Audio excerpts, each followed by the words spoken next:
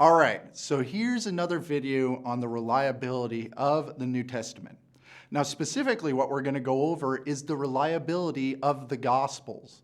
Now, you're probably wondering, all these have been strung together. They all have been planning each other on what they're writing. They all had contact with each other. They just copied off the Gospel of Mark, and you're probably thinking, well, it's one book, so it's probably corrupted, because if somebody gets their hands on it, they're just going to change whatever they want.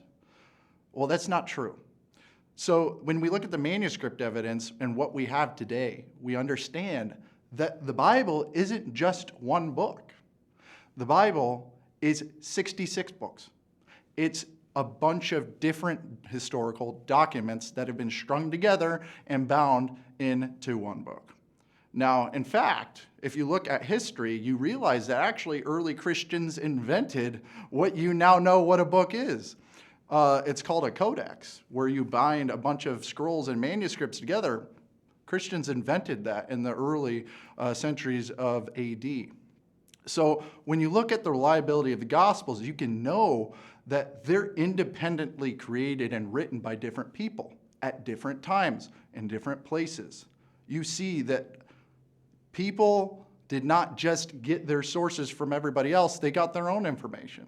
You can see that the Gospel of Mark has a little bit different stories and a different perspective than the Gospel of John, right? You see how much different John is than the Synoptic Gospels, because clearly John had a different perspective and experience from what he had with Jesus. So you can see that as good evidence for the reliability, is because you have multiple witnesses coming in and giving their story, right? See, like in a court of law, if you have multiple witnesses coming and attesting to something that happened, that means it's more likely to have been happened and been true. Here's another point that shows the reliability. We see embarrassing details strung throughout the Gospels. We see the disciples denying Jesus in the times in which they needed him most and he needed them. They denied them. Peter denied Jesus 3 times. Do you think if somebody were to fabricate something that they would put that they denied Jesus and when he really needed them? Do you think that they would put embarrassing details such as, at this time and in this culture, it was embarrassing to account that women were there at the tomb. They came first to the tomb. They discovered Jesus first. That's not something that people would just fabricate, especially in this time and culture, because in Jewish culture at the time, it was actually not even admissible in court to have a woman attest to something. That wasn't part of their law system. Different time, different culture. So that means it's more likely to be true, because we see these embarrassing details. We see Jesus being crucified on a cross. Now, who would come up with something like that?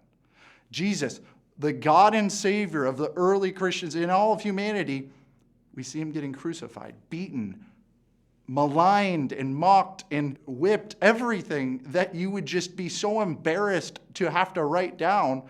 It's been written. So that's more reason to believe that it's probably true and a reliable account. And now for the last reason to believe in some of the reliability of the New Testament Gospels, this reason is very, very important and influential. It is what the people that wrote it suffered. The people, the disciples of Jesus and the apostles later on, for 300 years, there's a huge stretch from the early AD years through all the way through 300, where the Christian church was persecuted by the Roman Empire. Roman Empire wasn't always Christian. They persecuted him. There's a guy by the name of Emperor Nero. He was very famous for crucifying Christians and lighting them on fire and doing all these horrible things to Christians. There were millions and millions of Christians that were persecuted within the first 300 years of the ADs. We also see the persecution that Paul underwent, the persecution that everybody died except for John. John was put onto a deserted island.